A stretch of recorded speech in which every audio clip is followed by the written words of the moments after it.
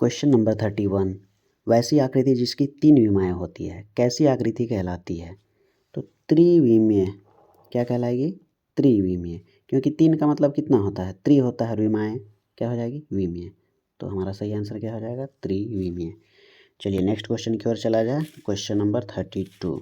तो question number 32 क्या बोला है कि x भुजा वाले घन का पृष्ठीय क्षेत्रफल क्या होगा? तो घन का पृष्ठीय क्षेत्रफल बराबर क्या होता है? 6a²। तो अभी यहाँ पर एक जगह x दे दिया है, तो हमारा कौन सा आंसर हो जाएगा? 6x²। चलिए next question number 33। Question number 33 क्या है कि आंकड़े यहाँ पर जो भी दिया हुआ है का परिसर। तो परिसर का फॉर्मूला क्या होता है? उच्च मान माइनस क्या होता है? निम्न मान। उच्च मान कहने का मतलब सबसे बड़ा मान। तो यहाँ पर देखेंगे सबसे बड़ा मान क्या है हम लोग का? 15 है। उसमें से क्या करना है? निम्न मान को घटा देना है। निम्न मान कहने का मतलब सबसे छोटा मान। तो सबसे छोटा मान यहाँ पर कितना है? 1। तो 15 में 1 घटा दिया जाए तो कितना बचेगा? 14। तो यहाँ पर देख सकते हैं 14 ऑप्शन नंबर बी में है। तो हमारा सही आंसर कौन सा हो जाएगा? Option number B 14। चलिए तो नेक्स्ट क्वेश्चन की ओर चला जाए, क्वेश्चन नंबर 34। क्वेश्चन नंबर 34 क्या है? तो इसके लिए सबसे पहले एक ग्राफ बना लेते हैं इस तरह से।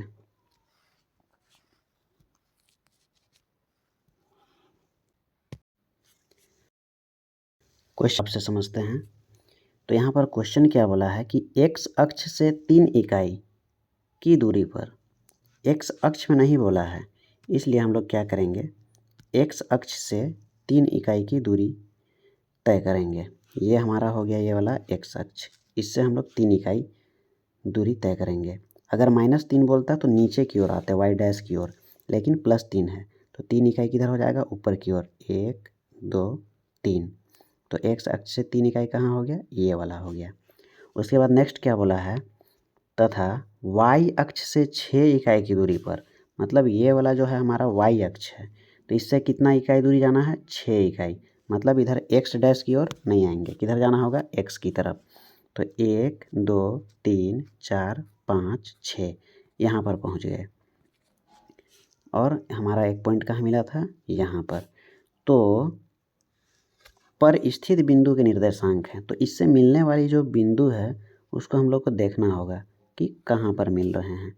तो सबसे पहले x की ओर देखा जाता है, तो x में हम लोग देखेंगे तो क्या हो जाएगा?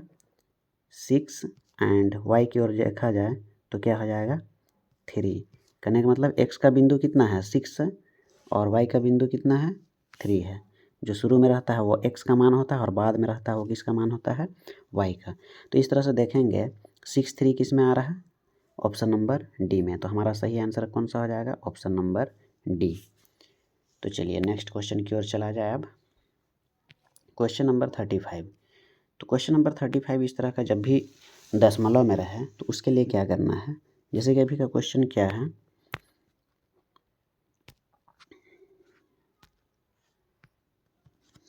क्वेश्चन नंबर 35 क्या है? 0.0081। तो इस तरह से वर्गमूल निकालने जब भी बोलेगा तो क्या करना है? इस तरह 2 का जोड़ा लगा देंगे, ठीक है। तो अब इसका आंसर कैसे आएगा? दशमलव से पहले से क्या है? यहाँ पर 0 है। 0 का वर्गमूल अगर निकालेंगे क्या हो जाएगा? 0 हो जाएगा, ठीक है। अब 81 का वर्गमूल निकालेंगे तो क्या होगा? इसका 81 का वर्गमूल क्या होता है? 9 होता है। 9 कौन सा ऑप्शन में है? Option number C. चलिए अब नेक्स्ट क्वेश्चन की ओर चला जाए, क्वेश्चन नंबर 36। क्वेश्चन नंबर 36 क्या है कि दो क्रमागत वर्ग संख्या के बीच कितनी पूर्ण वर्ग संख्या होती है? अब मान लीजिए हम लोग यहाँ पर 3 क्या ले लेंगे? वर्ग संख्या, और यहाँ पर ले लेंगे 4 का स्क्वायर। 2 क्रमागत वर्ग संख्या हो गया, 3 का वर्ग, और ये क्या हो गया? 4 का वर्ग। तो 3 और 4 क्या है? वर्ग संख्या है। अब देखेंगे क्या बोला है कि इसके बीच में कितनी पूर्ण वर्ग संख्या होती है। तो 3 और 4 के बीच में कोई संख्या बचा ही नहीं है, तो इसके बीच में क्या होगा? कोई भी संख्या होगी? नहीं होगी। तो इसका सही आंसर क्या हो जाएगा? Option number A. क्या चीज़? 0। चलिए अब नेक्स्ट क्वेश्चन की ओर चला जाए, क्वेश्चन नंबर 37। क्वेश्चन नंबर 37 क्या बोला है कि किस विकल्प में 2/3, 11/15, 5/12 को अवरोही क्रम में रखा गया है? तो अवरोही क्रम का मतलब क्या होता है? बड़ा संख्या से छोटा संख्या की ओर। तो चलिए इसको चेक करते हैं पहले। हम लोग को यहाँ पर 2/3, 11/15 और 5/12 को भाग दे करके देखना पड़ेगा। तो 2/3 को भाग देने पर कितना आता है? 0.6। और 11/15 को अगर भाग दिया जाए तो कितना आता है? 0.7। और 5/12 को भाग देंगे तो कितना आता है? 0.4। तो इसमें देख सकते हैं सबसे बड़ा कौन सा है? ये वाला सबसे बड़ा है 0.7। और उससे जस्ट छोटा कौन सा है? 0.6। और सबसे लास्ट में सबसे छोटा कौन सा है? 0.4। तो देख सकते हैं सबसे बड़ा का बात किया जाए तो सबसे बड़ा हम लोग का कौन सा हो जाएगा? 11/15। उसके बाद क्या हो जाएगा? 2/3। उसके बाद क्या हो जाएगा? 5/12। तो हमारा सही ऑप्शन जो है ऑप्शन नंबर सी हो जाएगा। क्वेश्चन नंबर 38 क्या है? 5/9 प्लस माइनस 8/9 का मान निम्नलिखित में क्या होगा? तो सबसे पहले तो इसको सॉल्व करके हम लोग को देखना पड़ेगा। तो चलिए सॉल्व करते हैं।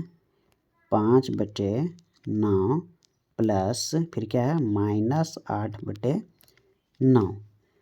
तो कहीं भी इस तरह से डबल चिन्ह नहीं रहना है। तो सबसे पहले जो डबल चिन्ह है उसको सॉल्व करते हैं। तो क्या हो जाएगा? 5/9 प्लस माइनस क्या होता है? माइनस 8/9। चलिए अब इसको आगे सॉल्व किया जाए। 9 और 9 का लासा कितना हो जाएगा? 9। याद रखेंगे कोई भी सेम संख्या हो तो सेम संख्या का लासा वही होता है। और अगर नीचे में सेम संख्या रहे तो ऊपर में जैसा रहता है वैसा लिख दिया जाता है। तो ऊपर में क्या है? 5 है, फिर क्या है? माइनस है, 8 है, 8 ले लेंगे।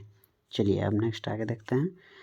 एक प्लस में है और एक माइनस में है। तो जब भी एक संख्या प्लस में एक संख्या माइनस में है तो उसको घटाया जाता है। तो 8 में 5 घटाएंगे कितना हो जाएगा? 3। लेकिन 8 यहाँ पर बड़ा है, उसके सामने माइनस, इसलिए यहाँ पर क्या लगेगा? माइनस। और बट्टे में क्या है? 9।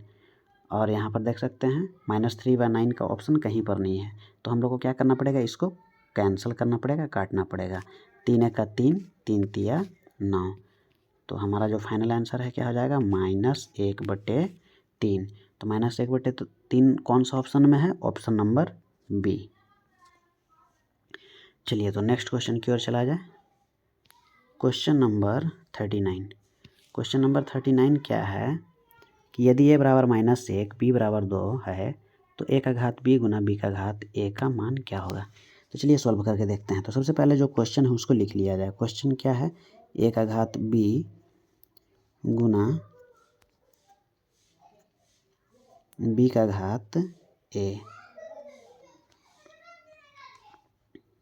तो a की जगह कितना रखने के लिए बोला है? -1। चलिए a की जगह हम -1 रख देते हैं। घात में b है तो b का मान कितना है? 2। तो b की जगह कितना रख देंगे? 2। गुना लगाएंगे b, तो b का मान कितना है? 2 है तो 2 रखेंगे। और घात में a है तो घात में a है तो यहाँ पर a का मान कितना है? -1। तो यहाँ कितना रखेंगे? -1। अब यहाँ पर बोला -1 का स्क्वायर, तो -1 का स्क्वायर कितना होता है? -1 गुना -1 करेंगे तो क्या होगा? 1 का 1 माइनस माइनस क्या हो जाएगा? प्लस। तो यहाँ पर देखेंगे -1 का स्क्वायर करने से हम लोग को क्या मिला? 1 मिला।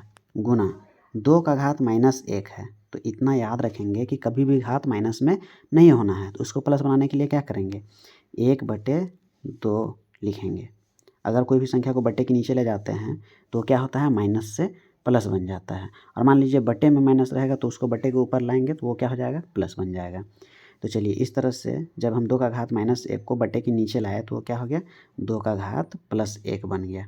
चलिए अब इसको आपस में मल्टीप्लाई कर देंगे। ऊपर का ऊपर से मल्टीप्लाई करेंगे, 1 का क्या हो जाएगा? 1 हो जाएगा। और बट्टे में क्या है? 2 का घात 1। 2 का घात 1 मतलब क्या हो जाएगा? 2। तो यही हम लोग का फाइनल आंसर हो जाएगा। तो 1/2 हमारा कौन सा ऑप्शन में है? ऑप्शन नंबर ए में। चलिए अब नेक्स्ट क्वेश्चन की ओर चला जाए। Question number 40। तो क्वेश्चन नंबर 40 क्या बोला है कि 120 डिग्री के कोण को कहते हैं। तो ये याद रखना है कि 90 डिग्री से कम वाली कोण क्या कहलाती है? न्यून कोण कहलाती है। और 90 डिग्री वाली कोण क्या कहलाती है? समकोण कहलाती है। और अगर 90 डिग्री से अधिक रहे तो उसको क्या बोला जाता है? अधिक कोण बोला जाता है। तो यहाँ जो 120 है वो क्या है? 90 डिग्री से अधिक है। तो 90 डिग्री से अधिक वाली कोण क्या कहलाती है? अधिक कोण कहलाती है।